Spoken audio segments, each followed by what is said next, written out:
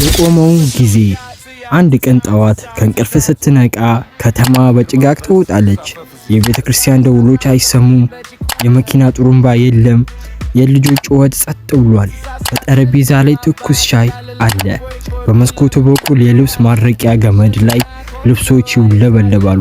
ነገር ግን ነፍስ ያለው ፍጡር በአካባቢው የለም።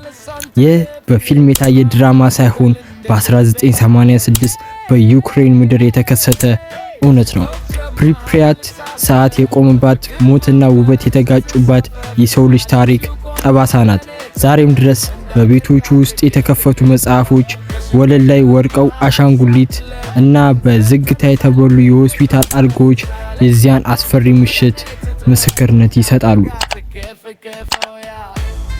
የሰዓቱ መቆምና የሞት ሲምፎኒ ፈጣን እይታዎች፣ የዝገት የተበላው የፈርስት ዊል፣ በተበተኑ መጽሐፍት የተሞላ ክፍል፣ ባዶ ሆስፒታል፣ ከዚያም በድንገት የሚሰማ የሳይረን ድምጽ ይኖራሉ።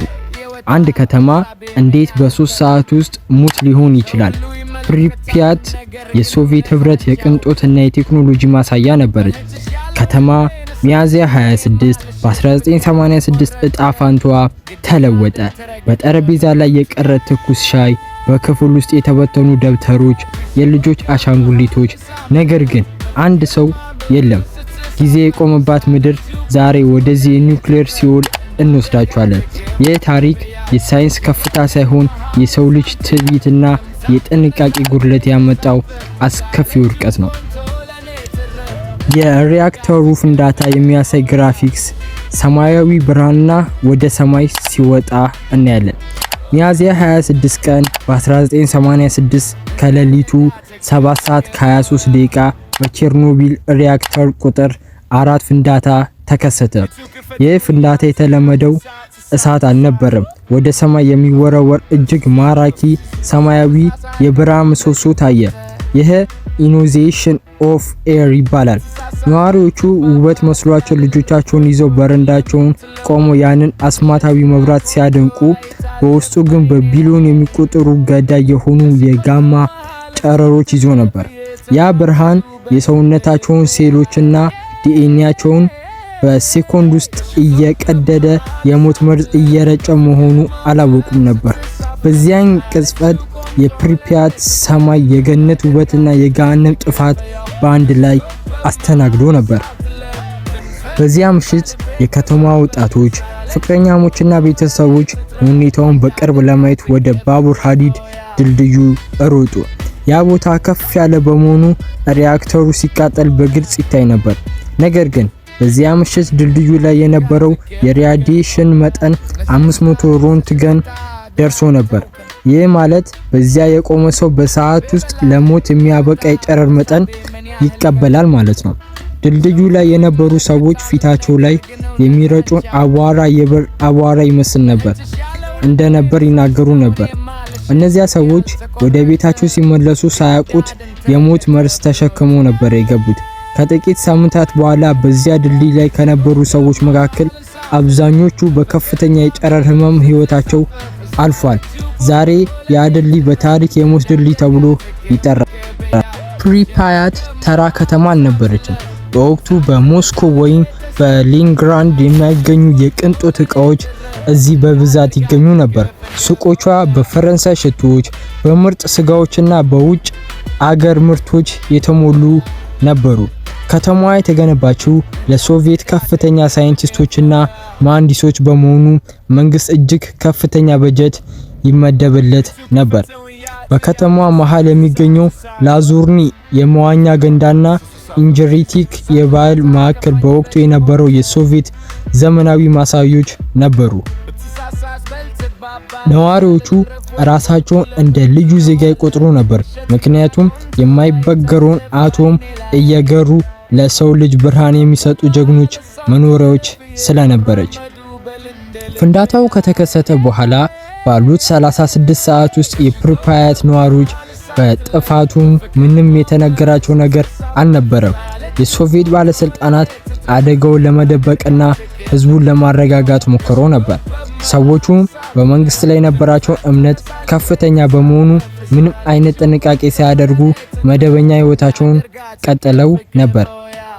በዚያን ቅዳሜ 16 ሰርጎች ተካሄዱ። ህዝቡ በአቧራው መካከል እየተነፈሰ ገበያ ወጣ። ልጆቹም በአሻዋ ክምር ላይ ተጫወቱ። ይህ ዝምታ በሺዎች የሚቆጠሩ ሰዎችን ለከፍተኛ የጤና እክል ዳርጓል። አደጋውን ያመነችው በስዊድን አገርና የራዲዬሽን መጠን በመጨመር ታውቆ ዓለም አቀፍ ጫና ሲበረታባት ብቻ ነበር። ይህ ውሸት የፕሪፓያት ታሪክ ትልቁ የጥፋት መንስኤ ነው። ፕሪፓያት ማዕከላዊ ሆስፒታል በዚያ ምሽት የሲኦል ምሳሌ ሆነ። የመጀመሪያዎቹ 28 የእሳት አደጋ ሰራተኞች ሲመጡ ቆዳቸው እየጠቆረና እንደ ስም እየቀለጠ ነበር። ዶክተሮቹና ነርሶች ምን እየገጠማቸው እንደሆነ መጀመሪያ አልገባቸውም ነበር። የሰራተኞቹ ልብሱን አውልቀው በሆስፒታል ምድር ቤት ባስሜንት ውስጥ ጣሏቸው። እነዚያ ልብሶች ዛሬም ድረስ እዚያው ይገኛሉ። ጨረራቸውም በጣም ከፍተኛ ከመሆኑ የተነሳ ዛሬ ድረስ ወደ ምድር ቤት መግባት ራስን መግደል ነው። ዶክተሮቹ የታካሚዎቹን ደም ሲቀይሩና ሲረዱ፣ እነሱም ራሳቸው ለከፍተኛ ጨረር ተጋልጠው ለበሽታ ተዳርጓል። በክፍሎቹ ውስጥ የነበረው የቃጠሎና የብረት ሽታ የከተማ መጨረሻ ቀድሞ አብስሮ ነበር። እሁድ ከሰዓት 8 ሰዓት ላይ ድንገተኛ ማስታወቂያ በሬዲዮ ተላለፈ። 1200 አውቶቡሶች እና በረድፍ ቆመው ነበር። ነዋሪዎቹ ለ3 ቀናት ብቻ እንደሚወጡ ተነግሯቸው ነበር። እያንዳንዱ ቤተሰብ በ30 ደቂቃ ውስጥ ተዘጋጅቶ መውጣት ነበረበት። ከተማዋን የለቀቁት ሰዎች ቁጥር 45000 ሲሆኑ ሂደቱ በ3 ሰዓት ውስጥ ተጠናቀቀ። ሰዎቹ የቤት እንስሳዎቻቸውን ደጃፍ ላይ፣ ውድ ንብረቶቻቸውን፣ የልጆቻቸውን አሻንጉሊትና የህይወት ትዝታቸውን ጥለው ሄዱ። አውቶቡሶቹ በከተማዋ ሰፊ ጎዳና ላይ ሲሄዱ ሰዎች በመስኮታቸው እያዩ በአእምሯቸው ዳግም አንመለስም የሚል ስሜት ይሰማቸው ነበር። ይህ ታሪክ ጉዞ የከተማዋን ነፍስ አውጥቶ የሄደ ነበር። በሪያክተሩ ጣራ ላይ ያሉት ከፍተኛ ራዲዮአክቲቭ ፍርስራሾች ለማጽዳት መጀመሪያ የጀርመን የጃፓን ሮቦቶች ጥቅም ላይ ውለው ነበር። ነገር ግን ራዲዬሽኑ የሮቦት ኤሌክትሮኒክስ ወዲያውኑ ስላበላሸው ሰዎችን ባዮ ሮቦትስ ተብለው የተጠሩ ነበር በራሳቸው እጅ እንዲያጸዱ ተደረገ። እነዚህ 600,000 ወታደሮች ሰራተኞች ሊኩዊድ ዲተርስ ለሰከንዶች ብቻ ጣራው ላይ ቆይተው ፍርስራሹን ወደ ሪያክተሩ ውስጥ በመወርወር ስራውን ሰርተው ይወርዱ ነበር። ይህ ተግባር በሺዎች የሚቆጠሩ ሰዎችን ለበሽታ ዳርጓል። ነገር ግን የአውሮፓ ከከፋ ጥፋት አድኗል። ሰው በጠፋበት ቦታ እንስሳት በሰላም መኖር ጀመሩ። የሚገርመው ነገር ራዲዬሽኑ ተቋቁሞ በአሁኑ ጊዜ በፕሪፓያት ውስጥ ተኩላዎች፣ ድቦች፣ የዱር ፈረሶች፣ ከርከሮችና ብርቅዬ ወፎች በብዛት ይገኛሉ። ሳይንቲስቶች እንደሚሉት የሰው ልጅ መኖር ከራዲዬሽኑ በላይ ለእንስሳቶች አደገኛ ነበር። አሁንም ግን ከተማዋ ለእንስሳት ያልተጠበቀ መጠለያና የዱር ተፈጥሮ መቅደስ ሆናለች። የከተማዋ ስታዲየም ዛሬ ጫካ ሆኗል። ዛፎቹ በአስፋልት በሲሚንቶ መካከል ሰንጥቀው ወጥተዋል። ዛሬ ፕሪፓያት 40 ዓመት ሊሞላት ነው። ህንፃዎቹ በጥገና እጥረትና በዝናብ ምክንያት እየፈረሱ ነው። ብዙዎቹ ጣራዎች ተንደዋል፣ ወለሎች ተበስብሰዋል። በቅርቡ ፕሪፓያት ሙሉ በሙሉ ወደ ፍርስራሽነት እንደምትቀየር ይገመታል። በ2016 እንደ አውሮፓውያን አቆጣጠር በፈረሰው ሪያክተር ላይ አዲስ ግዙፍ የብረት መከለያ ኒው ሴፍ ኮንፊንመንት ተገነባ። ይህ መከልከያ ቢያንስ ለሚቀጥሉት 100 ዓመታት ራዲዬሽኑን ወደ ውጭ እንዳይወጣ ይከለክላል። ፕሪፓያት ዛሬም እንደቆመች ናት፣ እንደ ሙዚየም፣ እንደ ማስጠንቀቂያ። የሰው ልጅ የደረሰበት የሳይንስ ከፍታ፣ የጥንቃቄ ጉድለት፣ የአመጣውን ውድቀት በአንድ ላይ ታሳያለች።